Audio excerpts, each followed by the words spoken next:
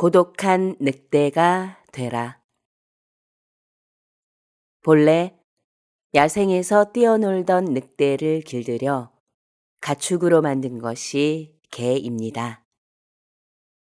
길들어 목줄에 묶여 사는 개에게 너는 본래 늑대다. 숲으로 가 자유롭게 살아라. 라고 하며 목줄을 풀어줘 보세요. 처음에는 신이 나서 마음껏 뛰쳐나갑니다.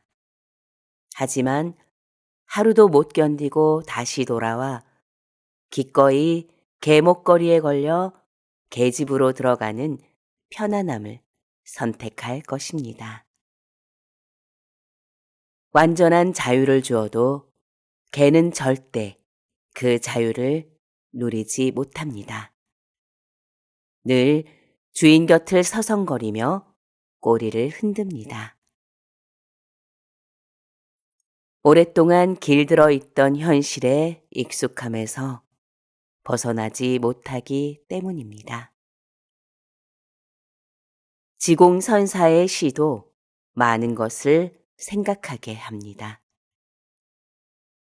울 안의 닭, 배불러도 소단에 삶아지고 들판의 학, 배고파도 천지가 자유롭네. 자유로운 삶이란 주체적인 삶을 말합니다. 자유롭다는 것은 어느 것에도 묶이지 않고 자기 삶의 주인으로 사는 것입니다. 자유로운 삶은 막막하고 불안합니다. 자유롭다는 것은 무엇이든 할 수 있으므로 새롭습니다.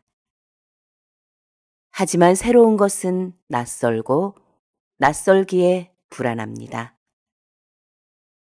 이 막막하고 불안한 상태가 우리가 자꾸만 익숙한 것에 매달리도록 만듭니다. 묶여있는 안락함보다는 두려움 속의 자유를 추구하십시오. 목줄에 묶인 채 편안한 잠자리와 풍요로운 식탁을 누리며 행복하다고 착각하는 개가 되지 마십시오. 밀림의 온갖 위험과 불안 속에서도 자유를 쟁취하는 고독한 늑대가 되십시오. 자유롭다면 무엇을 해도 행복할 수 있습니다.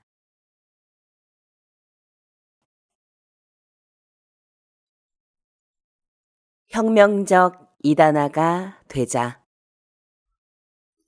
2500여 년 전에 부처님께서 오셨을 때 인도 사회는 철저한 계급 사회였습니다. 카스트 제도는 불가촉 천민을 사람으로 대하지 않았습니다. 짐승처럼 취급했습니다. 하지만 부처님은 교단에 들어온 순서대로 자리를 내주었습니다. 계급으로 사람을 나누지 않았습니다. 가장 차별받던 여성들도 받아들였습니다. 시대의 틀을 때려 부수려고 했던 부처님은 혁명적 이단아였습니다. 이단이란 말의 어원은 개인의 자유로운 선택을 의미합니다. 근본 기독교에서 이단은 마귀가 쓰인 응징의 대상이었습니다. 중세 기독교는 교황의 가르침에서 벗어나는 것을 이단으로 규정했습니다. 하지만 부처님은 철저히 이단적 삶을 가르치신 분입니다.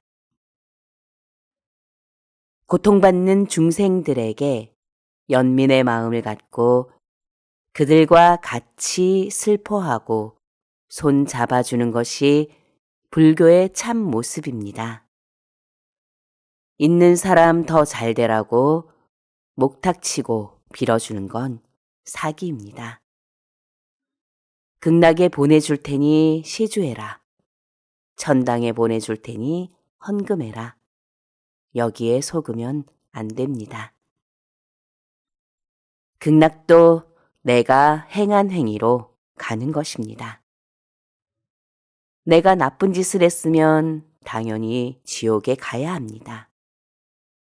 나쁜 짓, 못된 짓 실컷 하고도 절에 시주 많이 했다고, 교회에 헌금 많이 냈다고 지옥에 안 가면 부처님과 하나님을 뇌물수수죄로 수갑 채워 감옥에 보내야 합니다.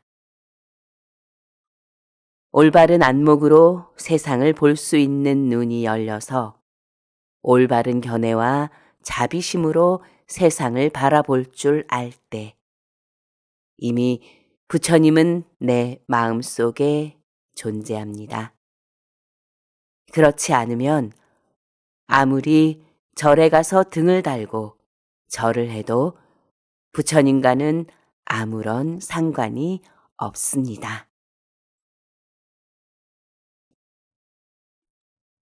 어느 것이 참다운 부처인가? 운문선사는 초파일에 이렇게 법문을 했습니다. 부처님 태어날 때 내가 그 옆에 있었더라면 몽둥이로 한 방에 때려 죽여 개가 씹어먹게 던져주었을 것이다. 그랬다면 천하가 이렇게 시끄럽지 않았을 텐데. 임재선사도 살불살조라고 했습니다. 부처가 오면 부처를 죽이고 조사가 오면 조사를 죽여라. 고정관념에서 벗어나야 진리에 이를 수 있다는 뜻입니다. 단하선사의 이야기도 유명합니다. 어느 날 단하선사가 절에 객으로 와서 하룻밤을 자는데 방이 추웠습니다. 땔감을 찾다가 법당에 목불을 발견하고는 부러뜨려 군불을 뗐습니다. 다음 날 아침 주지 스님이 법당에 와보니 부처님이 없어졌습니다. 온 절을 찾아다니다 간밤에 객중해지시란 걸 알았습니다. 세상에 부처님을 군불로 떼는 놈이 어디 있느냐? 내가 간밤에 불을 뗀 게 부처였구나. 그러면 부처를 화장했으니 사리가 나왔겠네. 주지 스님, 나하고 같이 사리를 찾으러 갑시다. 야 이놈아, 목불에서 무슨 사리가 나오느냐? 그러자 단하선사가 병력같이 외쳤습니다. 사리도 안 나오는데 무슨 부처인가? 목불은 불을 견디지 못하고 절불은 용광로를 견디지 못하고 진흙불은 물속에 들어가면 녹아버리는데 어느 것이 참다운 부처인가? 이것이 불교의 정신입니다. 틀에 얽매이지 않는 자유로운 정신이 불교입니다.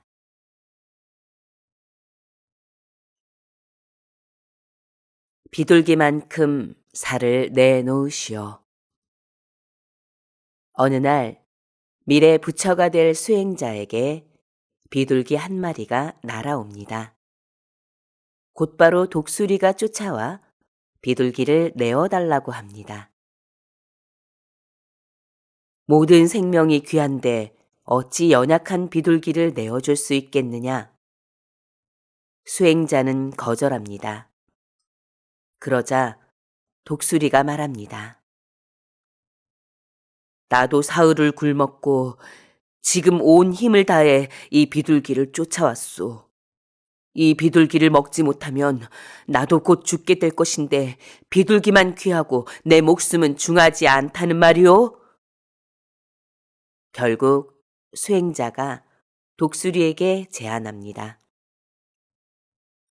이 비둘기의 무게만큼 나의 살점을 떼어줄 테니 더는 비둘기를 쫓지 마라. 독수리는 제안을 받아들이면서도 딱 비둘기만큼의 살점만 달라고 합니다. 수행자는 비둘기 크기만큼 자신의 허벅지 살을 잘라 저울 위에 올려놓았습니다. 하지만 저울은 꿈쩍도 하지 않습니다. 이번에는 반대쪽 허벅지 살을 잘라 올려놓았습니다. 그래도 저울의 눈금은 변함이 없습니다. 팔과 다리를 올려놓아도 마찬가지였습니다. 마침내 수행자가 저울 위에 올라앉자 그때야 비둘기와 무게가 같아집니다. 그 순간 독수리는 제석천왕으로 변신해 다음과 같이 말합니다. 미래의 부처가 되실 수행자여, 하찮아 보이는 비둘기도 생명의 무게로는 부처가 되실 이와 조금도 다른 바 없습니다. 부처님의 전생을 다룬 본생담에 나오는 이야기입니다. 이 이야기는 모든 생명은 다 존엄하다는 부처님의 가르침을 담고 있습니다. 우리는 그동안 너무 인간 중심으로 살아왔습니다. 점점 더 많이, 점점 더 높이, 점점 더 빠르게 대량 생산의 산업혁명을 문명의 발전으로 여겼습니다. 하지만 한계에 왔습니다. 저는 환경운동이란 말을 싫어합니다. 이 말도 인간 중심의 개념입니다. 환경운동을 넘어 생명운동으로 나아가야 합니다. 인본주의를 넘어 생명 근본주의로 나아가야 합니다. 만물의 영장이라는 건방진 생각도 버려야 합니다. 배가 부르고 모든 것이 만족스러운데도 살생을 하는 건 인간뿐입니다. 조류 독감이 돈다고 오리, 닭 수백만 마리를 살처분하는 악행을 생각해 보십시오. 코로나19는 인간이 저지른 악행에 대해 참회하라는 메시지입니다.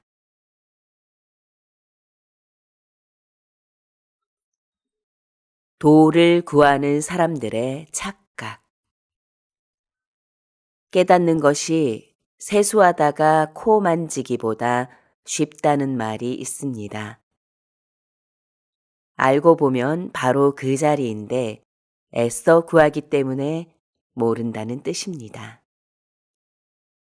순수하게 공부를 하면 물 흐르듯 공부가 되는데 내가 알았다는 소견이 들어오면 그때부터 공부가 안 됩니다. 기름 칠해 놓은 미꾸라지처럼 의심이 안 걸립니다. 우리는 규격화된 틀 속에 살도록 훈련되고 세뇌되어 있습니다. 인간이 만들어 놓은 규율이 절대적이면 그때부터 괴로워지는 것입니다. 세상에서 절대적인 게 무엇일까요? 세상은 우리가 모르는 게 억만이라면 알고 있는 건 0.01%도 안 됩니다. 이것을 전제로 세상을 보고 대해야 합니다. 우리가 알고 있는 것은 아무것도 없다는 걸 전제로 세상을 보는 것을 저는 감히 도라고 하겠습니다. 도를 구하는 사람들이 착각하는 게 있습니다.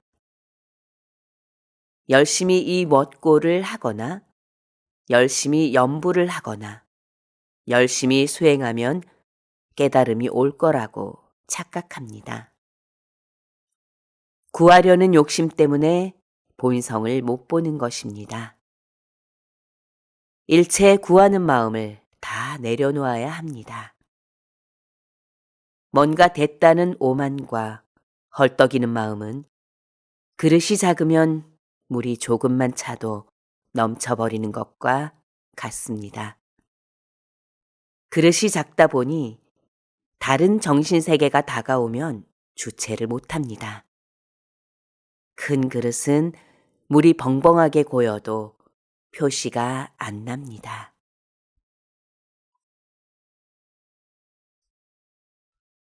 고양이가 쥐 잡듯이 어미닭이 알 품듯이.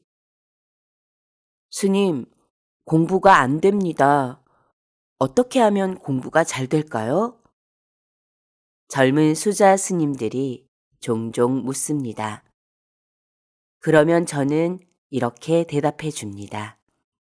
안 되는 공부를 뭐 하려고 억지로 해. 안 되면 하지 마. 저 역시 선방에서 용맹정진하고 오후 불식한다고 굶어도 보고 장자불화한다고 며칠씩 잠도 안 자고 했습니다.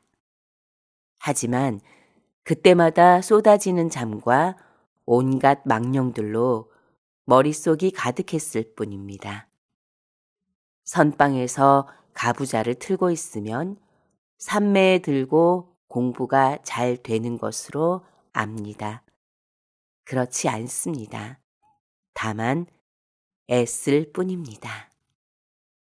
온갖 망념이 다 떠오르고 그 망념과 싸우면 싸울수록 더 거세게 망념이 몰려옵니다. 경허 스님은 공부를 고양이가 쥐 잡듯이 어미닭이 알 품듯이 하라고 했습니다. 비유하자면 이렇습니다. 돋보기로 종이에 불을 붙일 때 햇볕도 강해야 하지만 초점이 맞아야 합니다. 초점이 안 맞으면 온종일 들고 있어 봐야 불이 안 붙습니다. 초점을 맞추는 것이 바로 고양이가 쥐 잡듯이 집중하고 몰입하는 것입니다. 그 다음에는 흔들리지 않아야 합니다. 초점이 맞으면 기분이 좋아지고 만족감이 느껴집니다. 공부가 좀 되네 합니다. 하지만 그 생각이 들어오는 순간 다시 공부하고는 거리가 멀어집니다. 공부가 되거나 말거나 흔들리지 말아야 합니다. 그것을 경허 스님은 어미닭이 알 품듯이 라고 표현한 것입니다. 저는 경허 스님의 말씀을 이렇게 바꿔서 표현하고 싶습니다.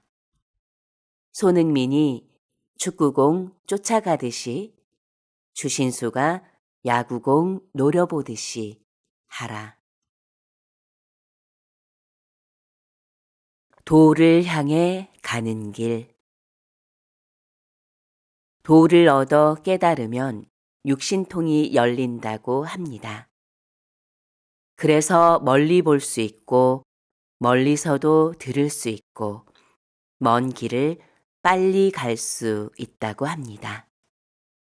하지만 이런 것은 요새 누구나 다 하고 있습니다.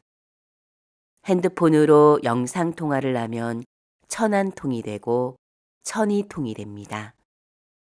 KTX만한 신족통도 없습니다. 또 염라대왕에게는 업경대라고 있습니다. 전생을 비춰보는 거울입니다. 살아있을 때 뭘 했는지 다 볼 수 있다는데 요새로 치면 CCTV입니다. 또 GPS로 위치 추적을 하면 그 사람의 행적이 다 나옵니다. 과학기술이 발달하면서 현실에서 모두 일어나고 있는 일입니다.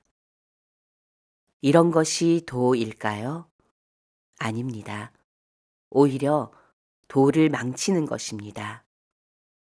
도라는 것이 산중에 들어가서 10년, 20년 참선하고 염불해야 얻어지는 특별한 능력을 말하는 게 아닙니다.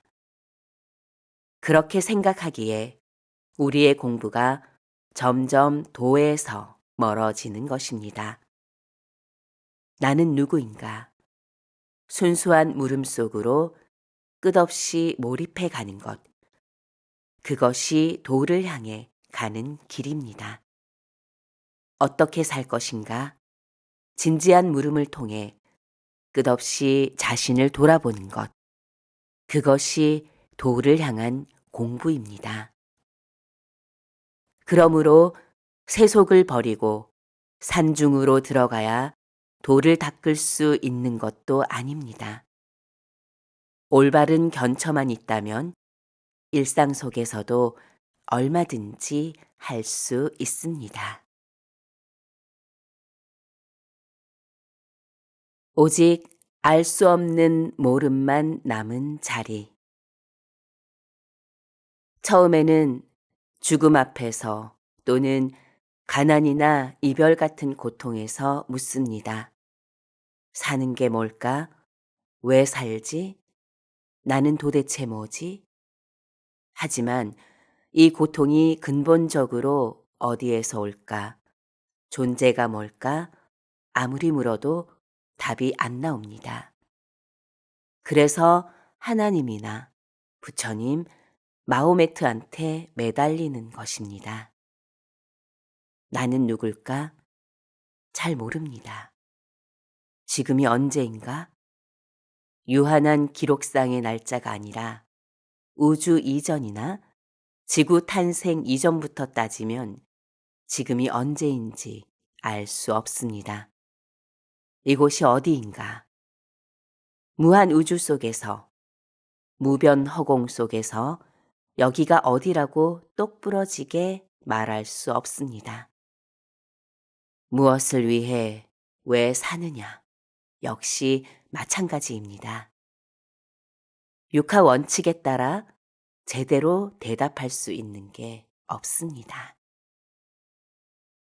수행하는 이유가 여기에 있습니다. 모름의 문제를 해결하기 위해서입니다. 선문에서 말하는 간화가 그것입니다. 뭘까? 지극히 묻고 또 묻다 보면 물음에 빠지고 물음 속으로 들어가 버립니다. 선문에서는 의심, 의정, 의단 이렇게 표현합니다. 결국 이 물음은 답이 없습니다. 물음 속으로 지극히 들어가다 보면 오직 모름만 남습니다. 모름 속에서 일체의 알미 끊어집니다. 알미란 내가 처한 환경 속에서 받아들인 정보입니다. 하지만 이는 주관적인 것일 뿐입니다. 그렇게 받아들여진 알을 불교에서는 업이라고 합니다. 모름 속으로 들어가다 보니까 알미 끊어지고 오직 모름만 남은 자리, 알 수 없는 그 자리가 바로 본성의 자리입니다. 그래서 깨달음은 위대하고 성스럽고 거룩하고 휘황찬란한 것이 아닙니다. 모름과 알미 모두 끊어진 자리를 턱 알아채는 것입니다. 그것이 깨달음입니다. 알 수 없는 그 자리를 깨닫게 되면 그 다음부터는 알려고 묻는 것이 아닙니다. 더 모르기 위해 간절히 물어갑니다. 뒤돌아보지 말라. 금을 찾아다니는 사람이 있습니다. 금은 번쩍번쩍 빛나는 것이라는 말을 듣고 온 산을 헤매고 다닙니다. 반짝거리는 뭔가를 발견하고 쫓아갔지만 사금팔이었습니다. 반짝거리는 걸 또 찾았지만 노쇠였습니다. 그렇게 돌아다니다가 진짜 금광을 찾았습니다. 하지만 거기서 캐낸 금은 처음부터 순수하게 99.9% 순금이 아닙니다. 온갖 잡철이 섞여 있습니다. 그것을 용광로에 넣어 재련해야 비로소 금이 되는 것입니다. 깨달음도 이와 같습니다. 처음에는 금이 뭔지도 모르고 이리저리 돌아다니며 찾습니다. 이건가 저건가 속기도 합니다. 그러다 금을 찾았지만 순금이 아닙니다. 이때부터 순금을 만드는 과정이 필요한 것입니다. 그 과정이 바로 깨달음의 실마리를 찾고 난 후에 수행인 것입니다. 이제부터 진짜 공부를 해나가야 합니다. 정말 애를 써야 하는 자리입니다. 잡철하고 돌멩이가 섞인 금을 용광로에서 재련하는 작업이야말로 이제까지 했던 과정보다 더 힘든 진짜 수행의 길입니다. 산을 오르는데 근기가 낮은 사람은 3부 능선쯤 올라가면 뒤를 돌아다 봅니다. 밑에서 올라오기 전보다는 그래도 멀리 보입니다. 이때 와 깨달았다 만세를 부릅니다. 아직 올라갈 길이 까마득하다는 것은 본인도 잘 압니다. 근기가 수승한 사람은 8부나 9부 능선까지 묵묵히 오릅니다. 그 정도만 해도 산 아래에서는 상상할 수 없던 경관이 열립니다. 하지만 정말 그릇이 큰 사람은 여기서도 안 돌아봅니다. 마침내 정상에 섰을 때 사방이 다 열리는 그 경지가 바로 진실한 깨달음의 경지입니다. 구약 성경 창세기에 보면 소돔과 고모라가 불과 유황으로 심판을 받을 때 롯에게 절대 뒤돌아보지 말고 도시를 떠나라고 했지만 롯의 아내가 뒤돌아보는 바람에 소금 기둥이 됐다는 이야기가 나옵니다. 돌아다 보면 소금 기둥이 된다. 이것이 무슨 의미일까요? 돌아다 보면 자기의 업력으로 형성된 에고 때문에 굳어지는 것입니다. 사물을 보는 세계에 집착하면서 생각이 굳어지는 것을 돌이 된다 라고 표현한 것입니다. 다시 또 묻노라 이 뭣고 벨기에 동화 파랑새를 아십니까? 어린 남매가 파랑새를 찾아 길을 떠납니다. 여기저기 물으며 찾아다니지만 결국 고생만 하고 집으로 돌아옵니다. 그런데 집에서 키우던 비둘기의 날개가 파란색이었습니다. 알고 보니 파랑새는 이미 집에 있었던 겁니다. 중국의 어느 여승이 쓴 오도송에도 비슷한 내용이 나옵니다. 종일 집신이 닳도록 구름을 머리에 이고 봄을 찾아 온 산을 헤맸건만 봄은 못 찾고 집에 돌아와 앉아 서쪽들을 바라보니 눈 속에 매화가 살짝 핀 것이 이미 봄은 와 있더라. 일을 하다가 무산되면 에이 도로암이 타버리네 라고 말합니다. 이것도 같은 이야기입니다. 어느 수행자가 큰 스님을 찾아가서 공부를 물으니 아미타불을 10년만 열심히 부르면 깨달음을 얻을 것이라고 했습니다. 수행자가 열심히 아미타불을 부르다 보니 어느 날 자기가 아미타불이었습니다. 그래서 하는 소리가 에이 10년 공부 도로 아미타불이네 였습니다. 다시 제자리로 돌아온 것입니다. 내가 나를 몰라서 나는 뭘까, 누굴까 하고 물으며 출발했는데 고생 끝에 돌아보니 알 수 없는 물음 속에 모든 알미 끊어지고 무너진 것입니다. 하늘에 구름이 달을 가리고 있는데 구름만 없어지면 달은 저절로 드러나는 법입니다. 이는 나의 번뇌 망상으로 비롯된 망령들이 없어지는 것을 뜻합니다. 이를 경허 스님은 이렇게 표현했습니다. 마음딸 외로이 홀로 둥근데 그 빛이 삼라만상을 다 삼켰도다.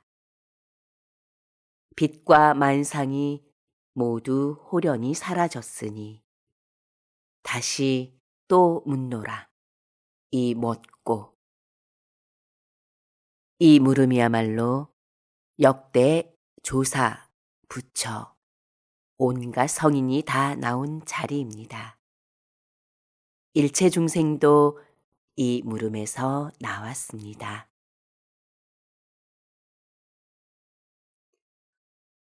마음에서 힘을 빼라. 저는 여름에는 수영을 자주 합니다. 젊은 시절에는 내가 한강을 건널 수 있을까 궁금해 팔당에서 헤엄쳐 한강을 건너가 보기도 했습니다. 나이 들어서도 동해안에서 바다 수영을 즐기곤 합니다. 수영할 때 물속에서 힘을 주면 그냥 가라앉습니다. 하지만 힘을 완전히 빼면 일부러 뜨려고 하지 않아도 저절로 뜹니다. 힘을 빼는 것은 모든 운동의 기본입니다. 야구 선수가 스윙할 때 힘이 빠져야 스윙이 부드럽습니다. 힘을 빼야 유연성도 나오고 순발력도 나오고 임팩트 순간에 파워도 실릴 수 있습니다. 수행이란 마음에서 힘을 빼는 것입니다. 마음에서 힘을 뺀다는 것은 마음속에 있는 분별심을 비우는 것을 말합니다. 마음속에 고정관념과 오랫동안 익혀온 지식과 정보, 길들어 있던 습관까지 모두 버리는 것입니다. 업대로 살아가는 것이 운명에 속박되는 것이라면 수행은 그런 자신의 업을 벗어던지는 것입니다. 업을 벗어던지는 것이 바로 마음에서 힘을 빼는 것입니다. 힘이 들어가면 선입견에 눈이 가려져 제대로 볼 수 없습니다. 마음속에서 힘이 빠져야 비로소 지혜가 들어설 자리가 생깁니다. 마음에서 힘을 빼는 가장 좋은 방법은 바로 나는 누구인가를 묻는 것입니다. 알 수 없는 그 물음 속으로 끝없이 몰입하다 보면 자연히 힘이 빠집니다. 안다라는 생각을 모두 비워내면 모른다라는 생각만 오롯이 남습니다. 우리가 모름의 자리를 부정하고 자꾸 알무로 문제를 해결하려 들다 보니 중생의 업력 속으로 계속 끌려가게 되는 것입니다. 수영할 때 몸에서 힘을 빼면 저절로 물에 뜨듯이 마음속에 있는 생각을 내려놓으십시오. 그러면 자연스럽게 알 수 없는 의심 하나만 뜨게 됩니다. 모든 알미 끊어지고 완전히 힘이 빠진 자리, 완전히 비워진 그 자리가 바로 진정한 자유입니다.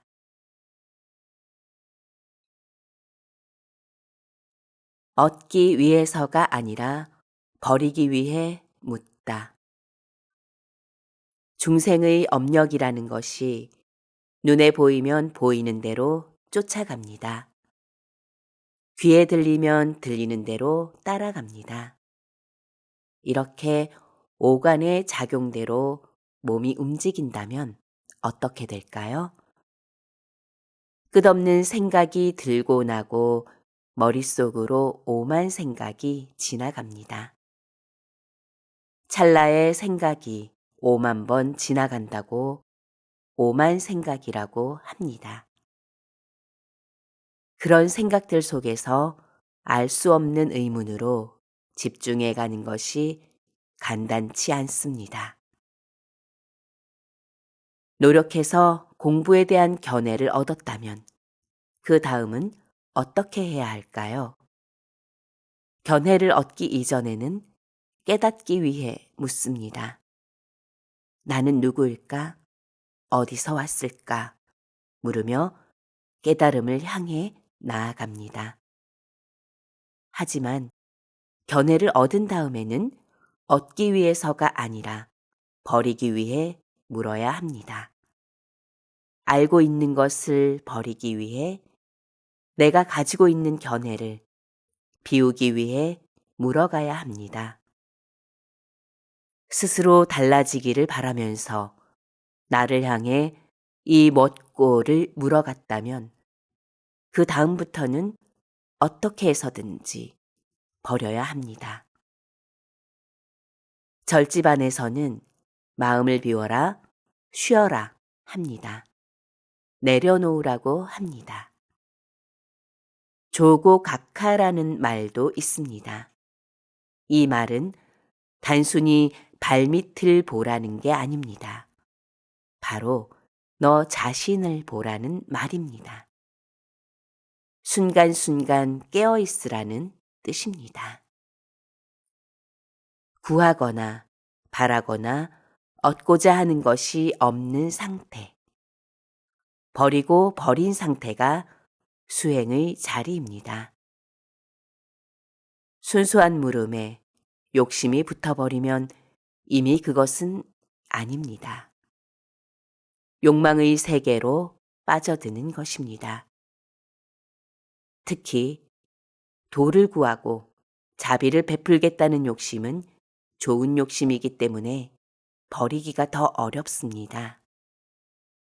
확철대오, 깨달음, 부처, 성품 등 무거운 전제들을 등에 잔뜩 지고 물었던 것이 이제까지의 물음이었다면 물어서 뭔가 이룬다는 생각조차 일절없이 가장 순수한 마음으로 돌아가야 합니다. 그것이 물음의 진정한 의미이며 가치입니다. 다만 알지 못함을 아는가. 제 처소에는 단지불회라는 문구가 적힌 소박한 액자가 걸려 있습니다. 인천 용화사에서 안거를 할 적에 송담 스님께서 특별히 써주신 글씨입니다. 원래는 단지불회 시즉견성 8글자로 보조국사 진울 스님의 수심결에 나오는 유명한 구절입니다. 수행에 대한 저의 생각을 잘 표현하고 있기에 수시로 보면서 마음에 새겨두고 있습니다. 봉은사에서 나온 뒤 신도들과 만든 모임의 이름도 단지불회라고 지었습니다. 다만 알지 못함을 아는가. 그것이 바로 너의 성품을 본 자리다. 핵심은 앞의 4글자 단지불회에 있습니다. 뒤에 나오는 시즉견성은 왠지 예쁜 시골 처녀의 얼굴에 다시 분칠한 것 같습니다. 이미 단지불회만으로 모든 것을 설명하고 있습니다. 부처님 가르침의 핵심은 결국 어떻게 하면 진리에 도달할 수 있을까입니다. 그러면 진리는 어디에 있을까요? 진리는 지극한 모름의 자리에 있습니다. 다만 알지 못한다는 것은 사물을 보는 나의 견해에 대해 확신하지 않는 태도를 의미합니다. 내가 아는 게 있다면 내가 나를 모른다는 사실이라며 너 자신을 알라고 설파한 소크라테스의 말과도 의미가 통합니다. 진리에 대해 확신하지 않는 태도야말로 확신할 수 있는 진리에 도달하는 가장 바른 방법입니다. 진리에 대한 확신 때문에 얼마나 많은 갈등과 대결, 충돌이 빚어졌습니까? 전부 다 자기 나름의 확신을 가지고 부딪힌다면 거기에서부터 갈등이 일어납니다. 집단의 경우 전쟁까지 일으킵니다. 인류 역사에서 가장 비참한 일이 종교 전쟁입니다. 모름의 상태는 어떤 판단이나 규정에 매몰되지 않는 것입니다. 이것만이 옳다고 확신하지 않는 것입니다. 과연 이것이 옳은가 묻는 성찰의 자리가 바로 지극한 모름의 자리입니다. 아무런 성찰도 없이 단순히 내려놓아라, 버려라, 비워라 해서는 모름의 상태로 들어갈 수 없습니다. 여전히 업대로 살아갈 뿐입니다. 원리전도 몽상 구경열반. 저는 걸망지고 돌아다니면서 불교를 배웠습니다. 제 마음속에 스승으로 모신 분들도 계시지만 그분들께 세세한 경전의 해석을 배우지는 못했습니다. 혼자서 막공부를 한 셈이지요. 그렇다 보니 경전 해석도 제 주견대로 막 합니다. 제 견처의 중심은 반야심경에 나오는 원리전도 몽상 구경열반이란 구절입니다. 원리는 멀리 떠난다는 뜻입니다. 전도는 거꾸로 뒤집힌다는 의미이고 몽상은 헛된 생각을 말합니다. 따라서 원리전도 몽상이란 거꾸로 뒤집힌 헛된 생각으로부터 멀리 떠난다는 뜻입니다. 무엇이 헛된 생각일까요? 중생의 업견, 업식으로 바라보는 관점들, 개인의 에고가 빚어낸 세계관을 말합니다. 여기에서 벗어나면 구경열반, 즉 가장 높은 경지의 열반에 이르는 것입니다. 잘못된 생각을 비워낸 그 자리가 바로 열반의 자리라는 의미입니다. 그렇다면 우리가 가지고 있는 잘못된 세계관을 통째로 비워내면 뭐가 남을까요? 참다운 비움이 곧 묘유입니다. 이를 진공묘유라고 합니다. 텅 비움으로써 비로소 꽉 채울 수 있는 것입니다. 우리가 인생을 주체적으로 사는 방법은 원리전도 몽상에 있습니다. 이것이야말로 우리가 살아가면서 남한테 속지 않고 세상에 속지 않고 자신에게도 속지 않는 방법입니다. 중요한 것은 어떻게 비울 것인가, 어떻게 힘을 뺄 것인가의 문제입니다. 여기에서 수행이 나옵니다. 조계종에서는 간화선을 종지로 삼아 수행을 합니다. 어느 절에 가면 수행한다고 14시간씩 짭니다. 그러면 밤 10시에 자고 새벽 2시에 일어나야 합니다. 밥 먹고 돌아서면 또 들어와 앉아야 합니다. 인간의 몸은 한계가 있습니다. 꾸벅꾸벅 졸기 바쁩니다. 무릎도 상하고 허리도 남아나지 않습니다. 그런데 예전에는 8시간씩 정진했습니다. 나머지는 묵언하고 산행하고 만행 다니면서 살아있는 공부를 하라고 했습니다. 지금은 많이 앉아 있으면 제일인 줄 압니다. 그렇게 혹독하게 수행해서 과연 제대로 된 수행자가 나왔나요? 조실방장이 그렇게 많은데도 수행력을 갖춘 큰 스님이 지금 존재합니까? 원리전도 몽상 없이 구경열반만 되내고 진공 없이 묘유만 찾은 잘못된 결과입니다.